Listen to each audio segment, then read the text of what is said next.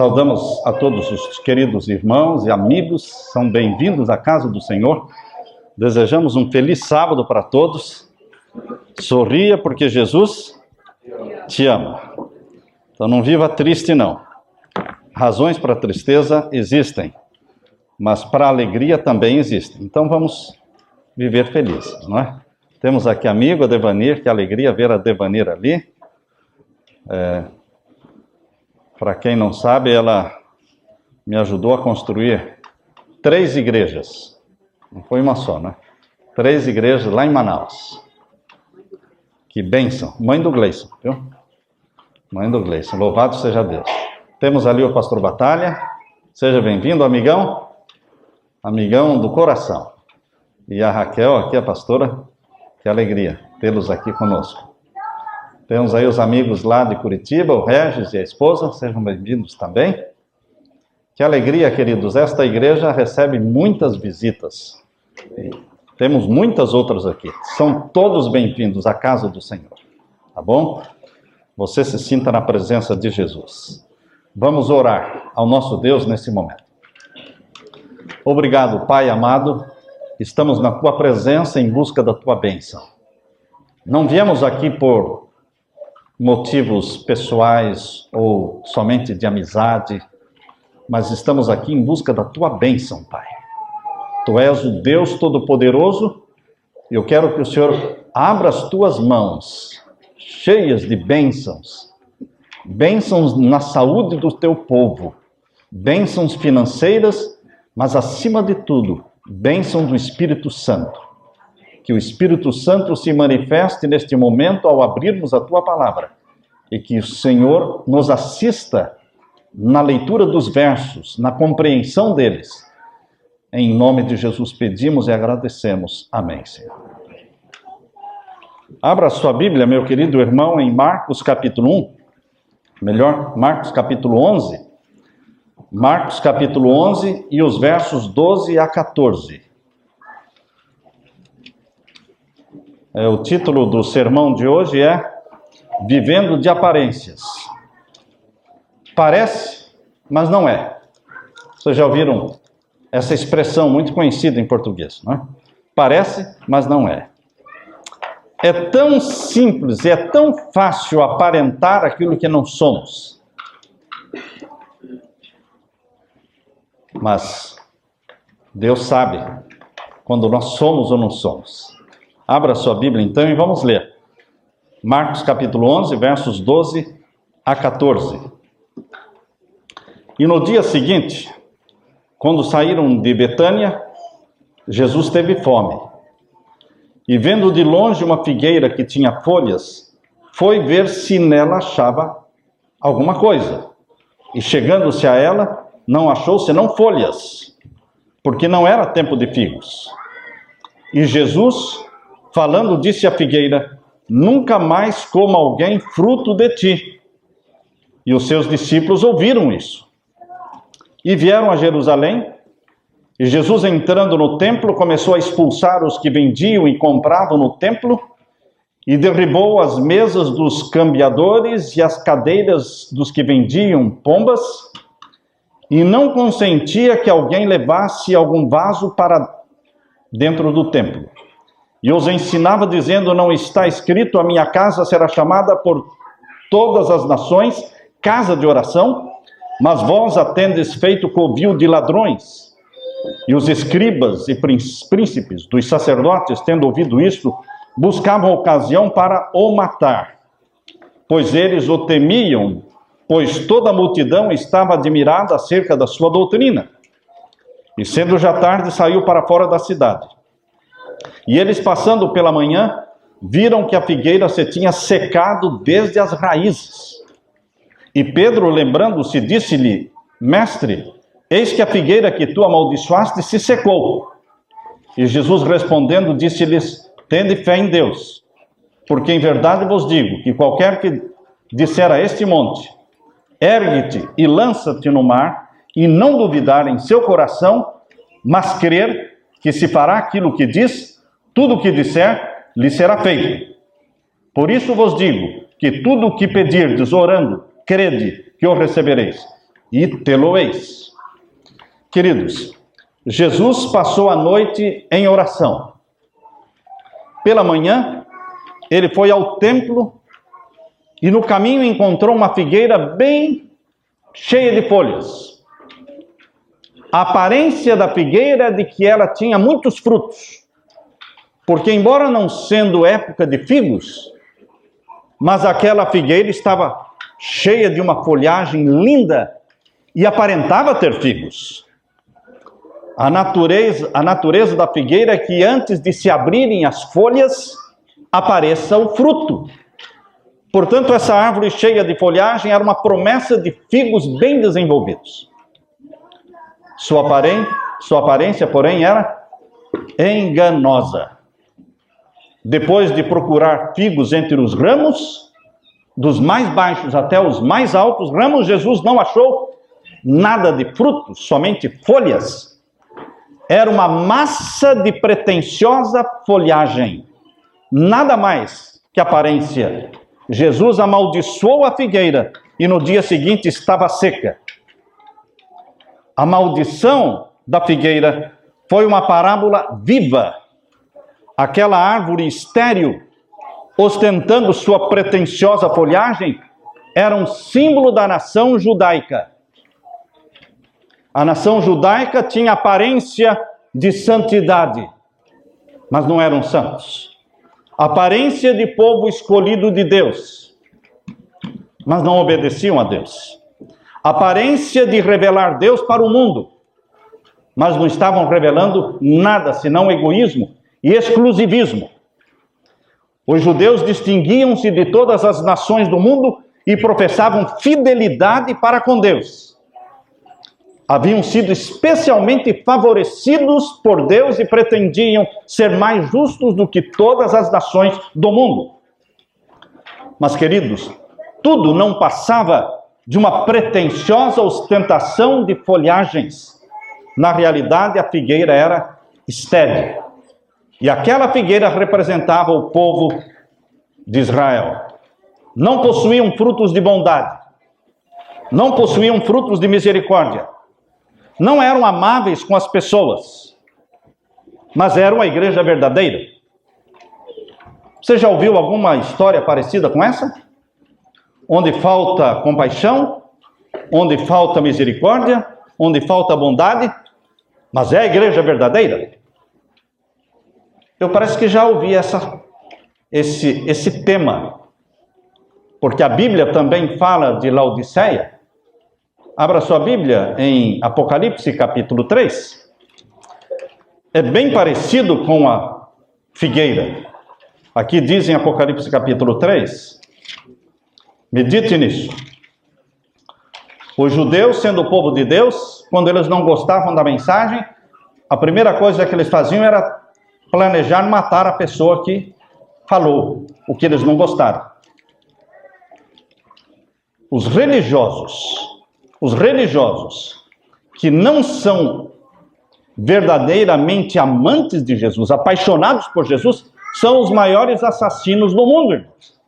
As maiores chacinas do mundo foram provocadas e ainda são provocadas por motivos religiosos, matando em nome de Deus. Aparência de bondade, e aqui diz em Apocalipse capítulo 3, versos 14 em diante, e ao anjo da igreja que está em Laodiceia escreve: isto diz o Amém, a testemunha fiel e verdadeira, o princípio da criação de Deus. Eu sei as tuas obras, que nem és frio e nem quente. Oxalá foras frio ou quente. Você não é um filho sincero meu, e você também não é um ateu. Você é alguém que professa fé em Deus, você é alguém que professa fé na palavra de Deus. Professa ser cristão, mas não é cristão. E porque você não é isso, não é aquilo, mas é morno, eu vou te vomitar da minha boca, diz o verso 16. Assim, porque és morno, e não frio e nem quente, vomitar-te-ei da minha boca. E você também, pastor Samuel, não será mais convidado para pregar se continuar falando assim. Porque aqueles que não amam Jesus já começam a planejar matar. Como pensaram, temos que matar esse Jesus, porque o que ele está falando está nos ofendendo. Queridos, orgulho ofendido, porque Jesus falou a verdade. E o verso 17.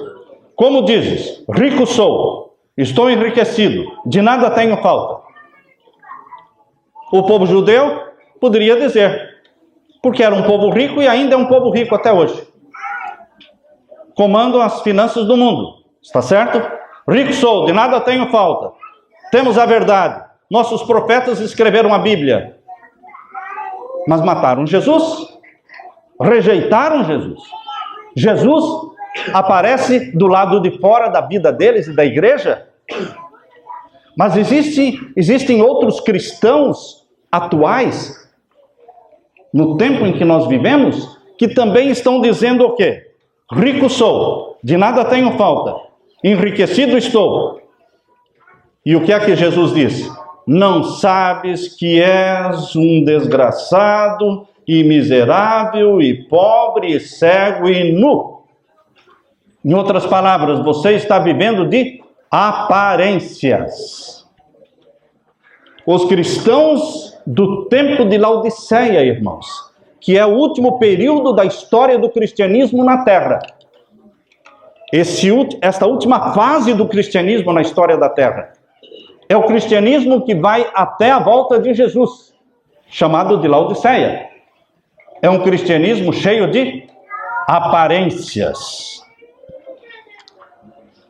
Os judeus eram cheios de hipocrisia, a religião judaica, com seu magnificente templo, com seus altares sagrados, seus sacerdotes mitrados e aquelas cerimônias impressionantes, era uma verdadeira hipocrisia.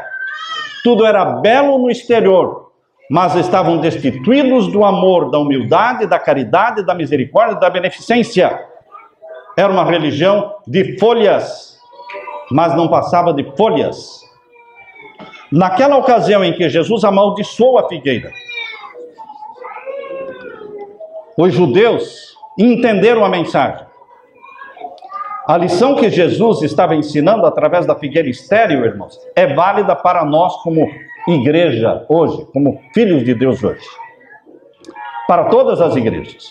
Ninguém pode servir a Deus só de aparência. Você é cristão de verdade?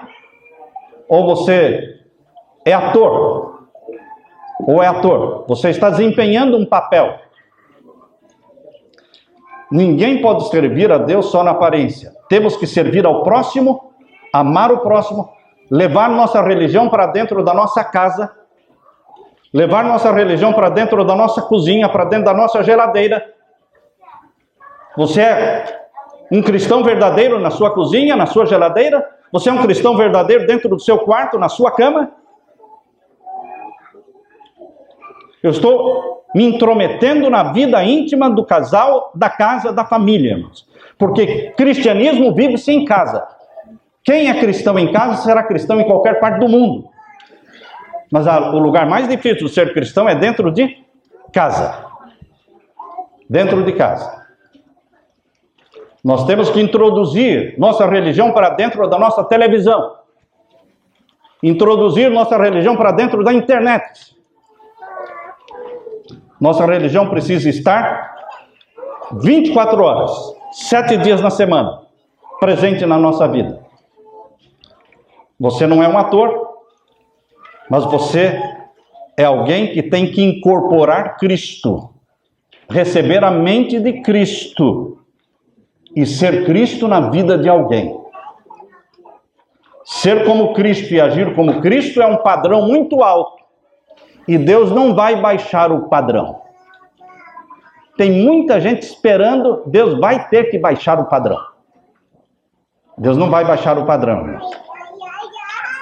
Eu me lembro de um teste, quando nós estávamos entrando para a faculdade de teologia, fizeram uma prova, um professor, não vou dizer o nome dele, o professor fez uma prova para todos os que estavam entrando no primeiro ano de teologia, lá em São Paulo. Todo mundo reprovou. Nenhum passou. O que fizeram? Reprovaram o professor. e passaram os alunos. Queridos, muitos estão pensando que, já que o padrão de Deus é muito elevado, ninguém vai passar, ele vai ter que baixar o padrão. Não, Deus não vai baixar o padrão. Ele nunca baixou o padrão. Ele pretende elevar você. Ele eleva você. Ele puxa você para cima, mas ele não baixa o padrão. O padrão é Jesus. Contemple a vida de Jesus. O amor que Jesus tinha às pessoas. A pureza de Jesus. E o Deus do Pai diz, esse é o meu padrão. E eu quero dar esse caráter de Jesus para você. Eu quero dar essa mente de Jesus para você. E você vai ser Cristo na vida de alguém. Abra sua Bíblia em 1ª carta aos Coríntios, capítulo 2, verso 16. 1ª carta de Paulo aos Coríntios, capítulo 2, e o verso 16. Aqui nós lemos: porque quem conheceu a mente do Senhor para que possa instruí-lo? Mas nós temos a mente de Cristo. Temos ou não temos? Você, como filho de Deus, tem a mente de Cristo ou não tem? Não sei. Se não sabe, não tem. Não sabe? Não tem. Você ama a sua esposa? Não sei. Não ama. Não ama. Queridos, quando nós temos a mente de Cristo, nós sabemos que temos a mente de Cristo. Por quê? Porque nós amamos a palavra de Deus, nosso foco é agradar o nosso Pai Celestial, nós nos desiludimos com o mundo e só sonhamos com o céu. E ajudar as pessoas, nunca estender o dedo, mas sempre estender a mão para as pessoas, nunca pisar na cana quebrada. Isaías 42, 1-3 diz que Jesus Cristo, ele não pisaria na cana quebrada. Ou seja, quem está quebrado, caído, não precisa de alguém que pise em cima dele. Não precisa. Quem está caído precisa de uma mão que o levante. E Jesus é apresentado na profecia de Isaías 42, 1-3. Ele é aquele que vai levantar a cana quebrada. Quando você cai, ele te levanta. Quando você peca, ele perdoa. Quando você está desesperado, ele te conforta. Quando você acha que está perdido, ele te salva. Queridos, Jesus é tudo. Ele nos coloca para cima. A comunhão diária e constante com Jesus é a única solução para termos a mente de Cristo. Eu tenho visto ultimamente muitos sermões enfatizando. Não só eu tenho visto os sermões com o título Como Vencer o Pecado. Como obter a vitória sobre o pecado. Não sei se vocês já assistiram, mas tem muitos sermões agora, muita ênfase nisso. Isso me incomoda, irmãos, porque é muita atenção para o pecado. Como vencer o pecado? Como não pecar? Para de falar no pecado, por favor. Vamos falar de Jesus? Como permanecer em Jesus? Como ter a mente de Cristo? Queridos, quanto mais você foca o pecado, mais você peca. Você tem que tirar da sua mente o pecado e colocar na sua mente Jesus. E deixar que a sua mente fique impregnada de Jesus, embebida de Jesus. E quando a mente está impregnada de Jesus, Jesus sai até pelos poros, irmãos. Ele vai alcançar as pessoas. Você, quando se encontra com o pecado, se a sua mente está impregnada de Jesus, o pecado te é repulsivo. Você corre para Jesus. Eu lá estou preocupado. Uma pessoa me escreveu esses dias, eu respondi. Eu disse, eu lá estou preocupado em saber como vencer o pecado. Nem passa isso pela minha mente, irmãos. Eu estou em Jesus. Há pecado? Estou preocupado com ele. Estou preocupado com Jesus. Eu estou com Jesus. O pecado tem nome, Satanás. Satanás já é derrotado. Diariamente na minha oração eu digo, Senhor, em nome de Jesus, eu tiro a minha vontade do domínio de Satanás, que é um poder derrotado por Jesus, e coloco minha vontade nas tuas mãos, Senhor. Apodera-te da minha vontade. Se eu estou com Cristo, se eu tenho a mente de Cristo, Satanás é um poder derrotado, não tem poder sobre mim. O foco tem que ser Jesus, irmãos. Não tem que ser o pecado. Alguém perguntou, como posso vencer o pecado? Eu digo, corra para Jesus. Como eu posso vencer o pecado? Não lute contra o pecado. Se você vai lutar contra o pecado, você vai o quê? Fracassar. O que eu faço? Corra para Jesus. Simples assim? Simples assim. Corra para Jesus. Não é pecado, não é feio correr do pecado, não. Corra para Jesus. Queridos, fugir do pecado, correr para Jesus.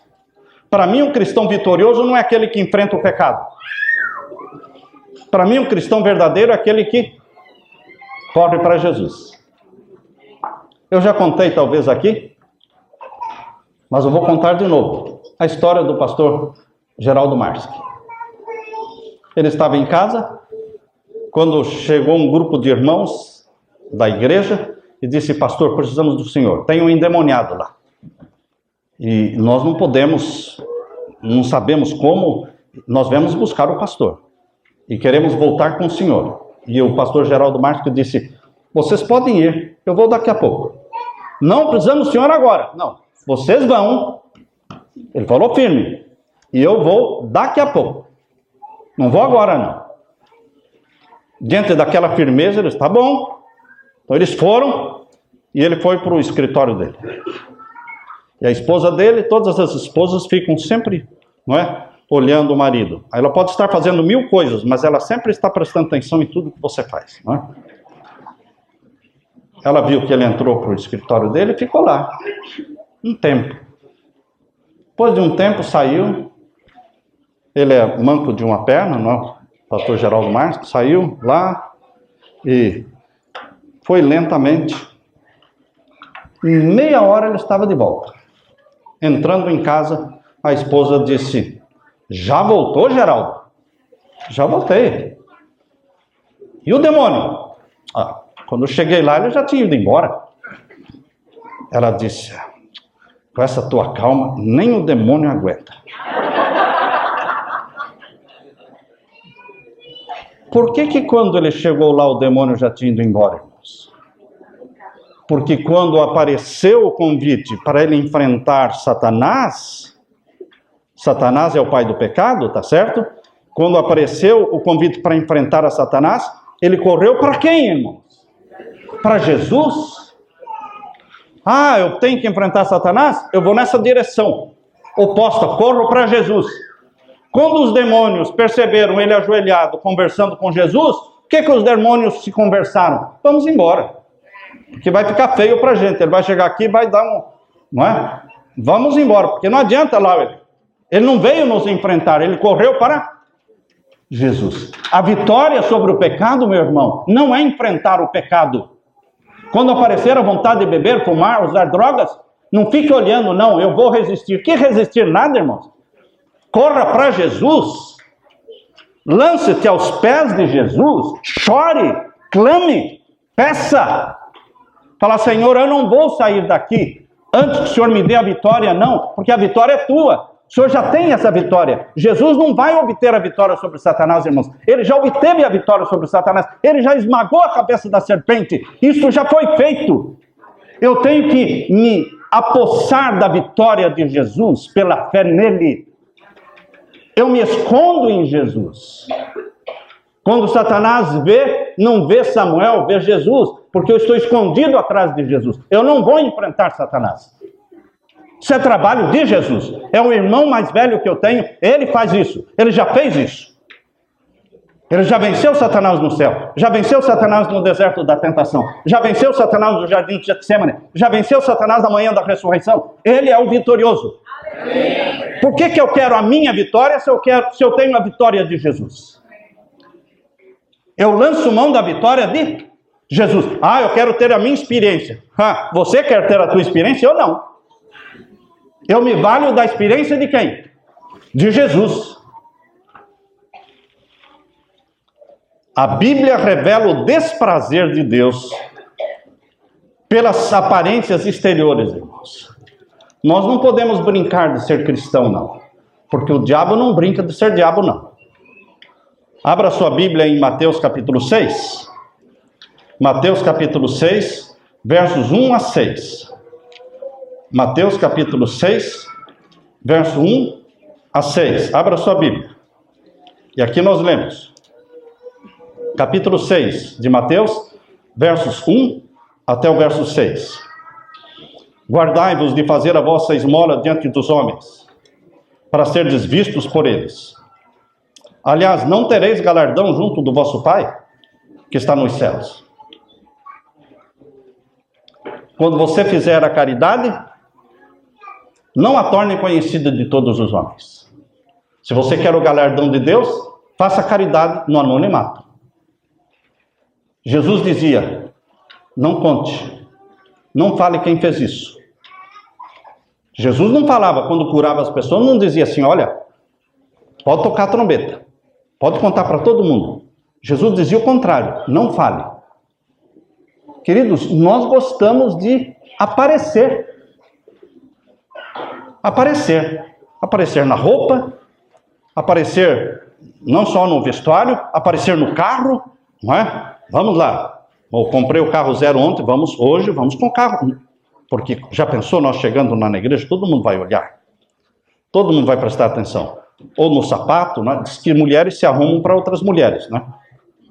Porque eu disse para minha esposa, ninguém vai prestar atenção se você vai com esse sapato, vai com o mesmo vestido, ninguém vai... As mulheres vão prestar atenção, ela disse. É verdade que as mulheres se arrumam para as mulheres. Quando a gente vai viajar e fazer semana de oração, ela disse, eu não posso levar só um vestido para colocar o vestido nesse sábado e o mesmo vestido no sábado que vem. Falei, o meu terno vai ser o mesmo? Ah, mas, queridos, Deus não gosta de aparência. Deus quer que você seja de verdade. Aquilo que você... E diante de Deus, você pode confessar, Senhor, eu tenho vivido uma vida de aparências. Abra o coração, ou até na oração você quer aparentar coisa que não é. Na oração a gente tem que ser aberto, irmãos.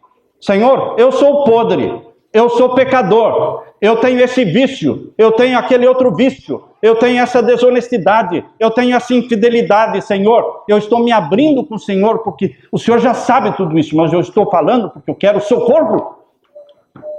Quando você se abre e é sincero com Deus, Deus diz, eu vou ser sincero com você, eu vou te ajudar. Deus não vai te amar menos, irmãos, porque você confessou os pecados. Ele vai te amar mais. Ele não gosta de pessoas que fingem que está tudo bem, quando não está tudo bem.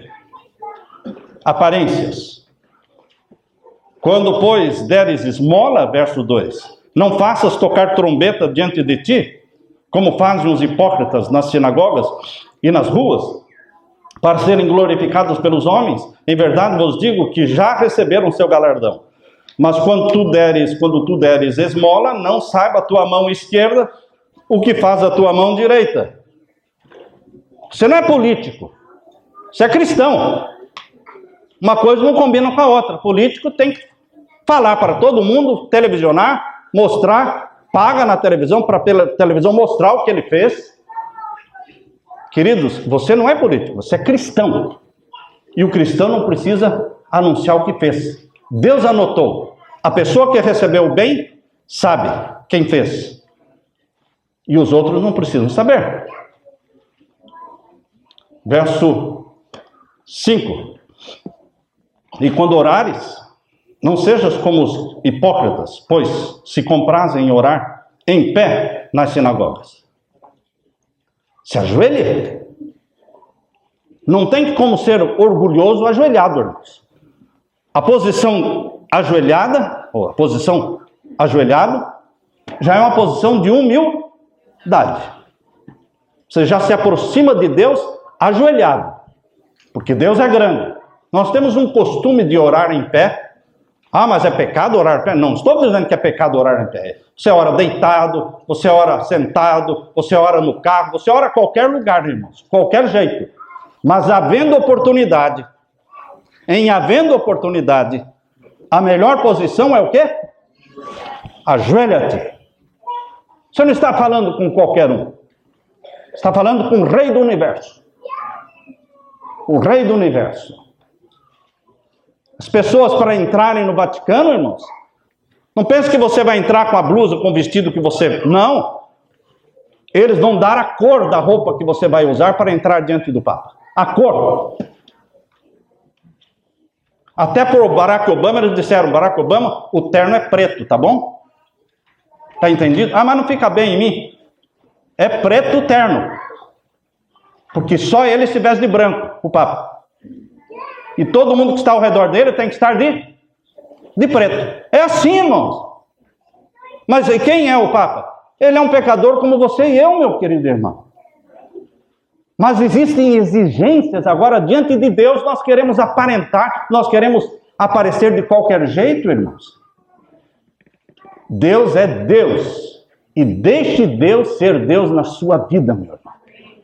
Adore a Deus. Lança-te ajoelhado diante de Deus. Chore diante de Deus. Desabafe. E aqui diz o verso 6. Mas quando tu orares, entra no teu aposento, fechando a tua porta. Ah, mas não tem porta no meu quarto. Então você tem que pôr porta. Como é que você pode ter privacidade na sua conversa com Deus se você não tem porta para fechar? Tem que fechar a porta, lock sua porta, trava a porta. Ah, mas é só eu e minha esposa. Não importa. Eu travo a porta quando eu entro. É só eu e minha esposa. Ela se tranca lá num quarto, eu me tranco no outro. Porque ali eu vou orar, eu vou cantar, eu vou chorar. E eu não quero que nem minha esposa entre a hora que eu estou o quê? Estou abrindo minha alma diante de Deus, irmãos. Nós temos que ter esse tipo de comunhão, de intimidade com o nosso Deus. Fecha a porta do teu quarto. Entra no teu aposento. Ora ao teu pai que está em oculto. E teu pai que vê secretamente te recompensará. Tem alguma dúvida aqui de que Deus vai ouvir? Nenhuma dúvida, irmãos. O teu pai que te vê secretamente te recompensará. É uma afirmação, irmãos. E você já louva e já agradece antes de receber a bênção, antes de sentir a cura, antes de ver qualquer sintoma da resposta, você já louva a Deus pela resposta. E Deus diz, uau, ele já está me agradecendo e eu não fiz nada ainda para responder. Ele já está agradecendo? Ele vai fazer. Ele vai fazer. E o verso 7, orando, não useis de vãs repetições. Não é reza, irmãos. Oração não é reza, nunca foi reza. Reza é vã repetição. Ah, você reza 20 Ave Marias, ou 30, ou 50. Não, a Bíblia não fala de reza, a Bíblia fala de oração. É o abrir do coração a Deus. E você fala da sua necessidade. Você chora. E aqui diz o verso 8. Não vos assemelheis, pois, a eles, porque vosso Pai sabe o que vos é necessário antes de lhe o pedirdes. E agora vem a oração que Jesus ensinou. Queridos, no primeiro livro de Samuel, abra sua Bíblia, no primeiro livro de Samuel, capítulo 16, vocês vão encontrar aqui a história, primeiro livro de Samuel, capítulo 16. A história de quando Saul, o primeiro rei de Israel, foi escolhido. Quando o primeiro rei de Israel foi escolhido, o profeta Samuel, ele estava procurando aparência. Procurando aparência. Aliás, o segundo rei de Israel. Porque o primeiro rei de Israel foi na base da aparência. Ele era bonitão, ele era grandão. Todo mundo ia assim, não, esse é o nosso rei, olha aí. Olha os músculos dele, olha a altura dele. Deu tudo errado, não é, irmãos? Deu tudo errado. Saul terminou os dias dele aonde? No espiritismo. Consultando uma médium espírita, a Epitonisa de Endor. E o último ato de Saul foi o quê? Suicídio. É aí. Viveu de aparências. Agora, quando Samuel foi escolher o segundo rei de Israel, Deus disse, nada de aparências. Primeiro livro de Samuel, capítulo 16, versos 6 a 7. Sucedeu que, entrando eles, viu a Eliabe e disse: certamente está perante o Senhor o seu ungido. Porém o Senhor disse a Samuel: não atentes para sua aparência, nem para sua altura, a altura da sua estatura, porque eu tenho rejeitado. Viu? Eu rejeitei esse aí. É bonito, mas eu rejeitei. Porque o Senhor não vê como vê o homem, pois o homem vê o que está diante dos olhos, porém o Senhor olha para o coração. Então chamou Jessé a Abinadab e o fez passar diante de Samuel, o qual disse: nem a este tem escolhido o Senhor. Então Jessé fez passar a Samá, porém disse: tampouco a este tem escolhido o Senhor. Assim fez passar a Jessé os seus 7 filhos diante de Samuel, porém Samuel disse a Jessé: o Senhor não tem escolhido a estes. Disse mais Samuel a Jessé: acabaram-se os mancebos? E disse: ainda falta o menor, e eis que apacenta as ovelhas. Disse, pois, Samuel a Jessé: envia e manda-o a chamar, porquanto não nos assentaremos em roda da mesa até que ele venha aqui. Então mandou chamar em busca dele, e o trouxe, e era ruivo, formoso de semblante, de boa presença. Deus não gosta de aparências. Foi exatamente o que aconteceu com os fariseus, que não tinham Jesus, mas aparentavam santidade exterior. Aparências que impressionam, porém são enganosas. Em Mateus capítulo 23, verso 14, irmãos, abra sua Bíblia. Mateus capítulo 23, e o verso 14. Olho na Bíblia aí, Mateus capítulo 23, e o verso 14. Ai de vós, escribas e fariseus, hipócritas, pois que devorais as casas das viúvas, sob pretexto de prolongadas orações. Vocês conhecem orações longas? Já viram alguém que cansou todo mundo com a longa oração que fez? E as crianças não aguentam mais, e todo mundo não aguenta mais, e a pessoa não termina a oração, porque ele não ora em casa, agora ele quer orar tudo aquilo. Não, isso é aparência de santidade, quando não existe nada de santidade. Santo é aquele que passa a noite toda em oração, no quarto, sozinho, ele e Deus. Agora aqui, a oração tem que ser o quê? 1 minutinho, irmãos. É só para pedir a bênção sobre o sermão. Não é pedir a bênção sobre os encarcerados, sobre a divisão, sobre a comportagem, não, irmãos. É só sobre o sermão. E às vezes dá vontade de perguntar: escuta, vocês lembraram, irmão, que a bênção era só sobre o sermão? Porque ele está falando... Eu assisti, irmãos, isso não é exagero, foi literal. Aconteceu lá na Virgínia, numa igreja americana. Convidaram um americano para fazer a oração, irmãos. Eu nunca assisti uma oração tão longa. Ele apresentou as 28 doutrinas bíblicas na oração dele. Ele começou falando da Bíblia, e depois da volta de Jesus, do estado do homem na morte, a lei de Deus, e foi. Irmãos, literalmente, ele fez todos os estudos numa oração só. Foram mais de 30 minutos a oração. Aparência, irmãos, aparência. Eu li um tempo atrás, na meditação de casais, existe uma meditação específica para casais, e ali contava-se a história de um advogado, um jovem advogado, recém-formado, que instalou o seu escritório, e ele estava orgulhoso de poder exibir na porta, assim, a placa do nome dele, doutor fulano de tal. Para ele era uma alegria, ele alcançou, ele se graduou, e agora ele estava esperando pelo primeiro cliente. Tudo bonitinho, terninho, não é? O escritório bonito, tudo novinho. Enquanto ele estava ali se arrumando e sonhando com o primeiro cliente, ele ouviu ruídos de passos que vinham pelo corredor. Vem na direção do meu escritório. É o primeiro cliente. Tentando evitar que o seu cliente, em potencial, percebesse que ele era o primeiro cliente, ele tentou disfarçar. Pegou o telefone e começou a falar no telefone. Alô? Sim, senhor. Tenho muita experiência em direito comercial, experiência em tribunais. Sim, claro, tenho trabalhado em vários casos. E ele foi falando, enquanto o barulho dos passos se aproximava da porta do escritório dele. E quando a pessoa parou em frente à porta, ele continuou. Tenho ampla experiência em quase todas as categorias de direito trabalhista. E continuou falando. Caro? Não, que caro. O senhor, eu sou razoável. É o melhor preço da cidade. E o jovem advogado colocou a mão no telefone assim e disse para a pessoa que chegou à porta: por favor, eu já atendo você, tá? Isso aqui é importante. E ele continuou falando. A conversação continuou. Confiante e amável. Quando ele terminou de falar no telefone, colocou o telefone no gancho e falou: pois não, eu posso servir o senhor? Amavelmente, ele disse: sim, o senhor pode me servir. O senhor pode.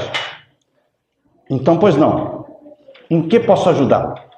E disse o homem: eu sou da companhia telefônica. Eu estou aqui para ligar o teu aparelho. Queridos, às vezes, nós simulamos a vida cristã desse jeito. Desse jeito. Como aquele pastor lá em Manaus, estava levando um americano no carro dele. Lá, muitos americanos visitavam a igreja lá em Manaus. E eles estavam meio atrasados, para variar. E o sinal estava vermelho.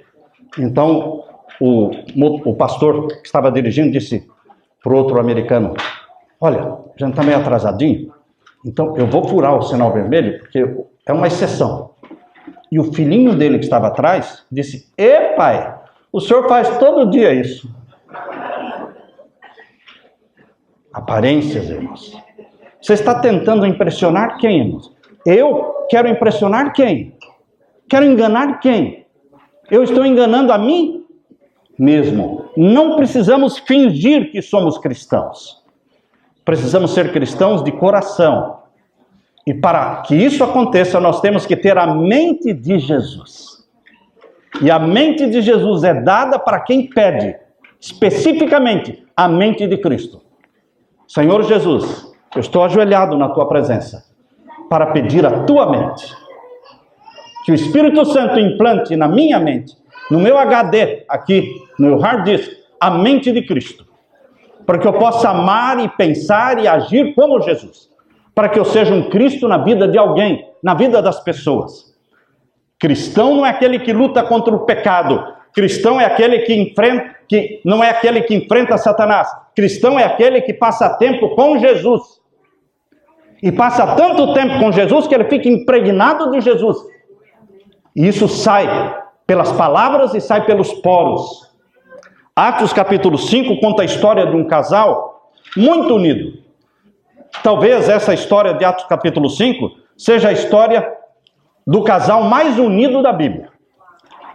Atos capítulo 5. Vamos ver aqui? Eles eram unidos. Só que eles eram unidos para o mal, irmãos. Ananias e Safira, eles combinaram. Escuta, nós prometemos dar esse terreno para a igreja. Mas é muito dinheiro. É muito dinheiro. Mas agora a gente já prometeu. Então vamos fazer o seguinte. O marido falou para a mulher: nós estamos vendendo esse terreno por 1 milhão. Presta atenção, não vai falar os números errados lá. Nós vamos dizer para o Pedro que nós vendemos por 500. 500 fica com a gente e 500 a gente dá para a igreja. Dito e feito, os dois combinaram. Unidos, irmãos. Unidos até na morte. Porque morreram juntos. Os dois foram fulminados por Deus. Porque Pedro disse: eis aí na porta os pés daqueles que enterraram o teu marido. E agora vão enterrar você também. E Safira caiu morta. Porque eles mentiram para Deus. Eles não podiam ficar com aquele terreno para eles, irmãos? Lógico que podiam, o terreno era deles. Por que prometeram então dar para Deus? É aquela questão da aparência. A gente quer que eles pensem, que a igreja pense, que nós estamos dando o quê?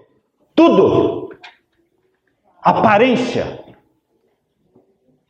Será que nós não somos tipo Ananias e Safira, irmãos? Queremos que as pessoas pensem de nós aquilo que nós não somos, ou mais do que nós somos? O pecado de Ananias e Safira foi de querer impressionar a comunidade religiosa, parecer mais espirituais do que eram. Quando Deus perdoa, irmãos, perdoa quando há sinceridade. E eu quero contar para vocês a história super conhecida do rei Davi. Quando eu leio a história de Davi e vejo como ele agiu, ele adulterou com Batseba, ele matou o marido de Batseba, ele tentou encobrir a gravidez, não é, de Batseba, ele fez tudo errado, e ele é chamado na Bíblia o homem segundo o coração de Deus. Isso me incomodava, irmãos. E quando as coisas te incomodam, você não pode ficar parado e cruzar os braços, você tem que estudar e pesquisar, para você entender, para resolver essa questão que te incomoda. E finalmente Deus me ajudou a entender, irmãos, que Davi, com toda esta história suja de adultério, de assassinato e de mentira, quando o profeta Natan, em segundo livro de Samuel, capítulo 12, quando o profeta Natan chegou para ele e disse: tu és este homem. Davi, com todo o poder que ele tinha na mão, poderia ter mandado matar Natan. Ele tinha poder. Outros reis já tinham matado profetas antes. Mas quando Natan disse: tu és este homem, ele disse o quê? Eu pequei contra o Senhor. Não se justificou. Ele reconheceu o pecado. E quando ele disse: eu pequei, Senhor, a próxima frase que Davi ouviu foi a frase que veio da boca de Deus: o teu pecado está perdoado. Com a mesma rapidez com que ele confessou, com a mesma rapidez Deus disse: está perdoado o teu pecado. Queridos, o que custa confessar o nosso pecado? Davi se tornou o homem segundo o coração de Deus, não no adultério, não no assassinato, nem nas mentiras, mas ele se tornou grande aos olhos de Deus quando ele aceitou e disse: eu pequei, Senhor. Todos nós podemos ser grandes aos olhos de Deus, irmãos. Todos. Richard Nixon caiu porque ele mentiu. Por isso Richard Nixon recebeu o impeachment. Watergate. E depois dele veio Bill Clinton, não é? Com Monica Gate. Bill Clinton olhou para as câmeras da televisão e disse: eu não adulterei. Eu não sou culpado. Mentiu diante da nação inteira. Richard Nixon, depois, diante das televisões, ele só conseguiu resmungar mais ou menos essas palavras: erros foram cometidos. Depois, ele só falou isso: erros foram cometidos. Queridos, ele confessou? Não. É como se dissesse: todo mundo erra. Deus não quer saber se todo mundo erra. Deus quer saber se você reconhece o seu pecado. Ele não reconheceu. Nem Bill Clinton. Agora vem Hillary Gate, né? Agora vem Trump Gate. Agora uma enxurrada de coisas sujas aparecem dos dois lados. Queridos, o que falta é gente que confesse o pecado. Diz: eu pequei, sim. Eu pequei. Quando você diz: Senhor, eu pequei, seja qual for o seu pecado, meu irmão. Você pode ter chegado aqui todo errado, ilegal, mentiu, enganou. Você pode ter feito um montão de pecados e de ilegalidades. Não importa, irmãos. Quando você chega para Deus: Senhor, eu pequei, tem misericórdia de mim. O que Deus vai fazer com você, meu irmão? Vai ter misericórdia de você. Ele é o Pai das misericórdias. Como é que Deus vai rejeitar uma confissão, meu irmão? Eu pequei, Senhor, com a minha esposa. Eu pequei, Senhor, contra o meu amigo. Eu pequei, Senhor, me perdoe. E Deus diz: perdoado está o teu pecado. Queridos, terminando, Laodiceia é a igreja das aparências. Lamentavelmente, nós vivemos nesse período de Laodiceia. Mas eu quero que você medite agora neste último verso que eu vou ler para vocês. Laodiceia dizia: rico sou, de nada tenho falta. Estou muito bem, obrigado. Mas essa igreja, esta geração de cristãos laodiceanos que diz: rico sou, de nada tenho falta, está tudo bem? Eles não têm Jesus. Porque a Bíblia diz que Jesus está do lado de fora. Capítulo 3, verso 20 de Apocalipse, irmãos. Jesus está do lado de fora batendo a porta. Ou seja, ele não entrou ainda. Ele está fora da vida da igreja e fora da vida sua. Ele quer entrar. Ele quer limpar a casa. Ele quer perdoar o seu pecado. E Jesus disse em capítulo 3, verso 20. Leia comigo. Eis que estou à porta e bato. E se alguém ouvir a minha voz e abrir a porta, entrarei em sua casa e com ele cearei e ele comigo. Jesus quer entrar na minha, na sua vida. Eu convido todos os dias: Jesus, venha, entre na minha vida. Entroniza-te na minha vida. Eu quero Jesus, todo o pacote de Jesus. Tudo que pertence a Jesus eu quero, é o pacote, irmãos. O Espírito Santo lhe dá esse pacote, chamado a mente de Cristo. Estou à porta e bato. Você vai dizer: vem, Jesus.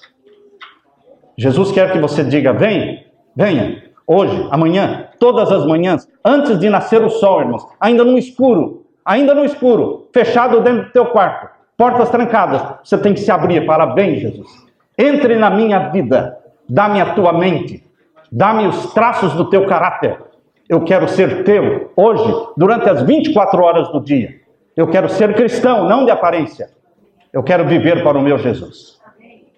Se você quer fazer essa decisão ao lado de Jesus, meu querido irmão, eu quero ver a tua mão levantada. Eu quero orar ao meu Pai por você, pedir a bênção do meu Deus para você.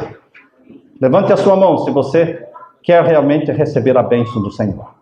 Pai querido, o Senhor que vê todas as coisas, olha lá do céu as pessoas que levantaram a mão publicamente, não só para nós aqui, mas levantaram as mãos também para os anjos e para todos os outros planetas criados. Eles estão nos assistindo e sabem de que lado nós estamos. Estamos do lado de Jesus. Não queremos enfrentar o diabo e nem o pecado. Queremos correr para Jesus e nos escondermos em Jesus. Queremos convidar Jesus para que entre na nossa vida. Entre no nosso lar, no nosso quarto, na nossa cozinha. Enfim, Pai, entre na nossa internet. Venha, Jesus, entra. Viva conosco. Derrama o teu Espírito sobre nós. E que o Espírito Santo nos faça mais e mais semelhantes a Jesus. Pois é em nome dele que pedimos e agradecemos. Amém, Senhor. Amém.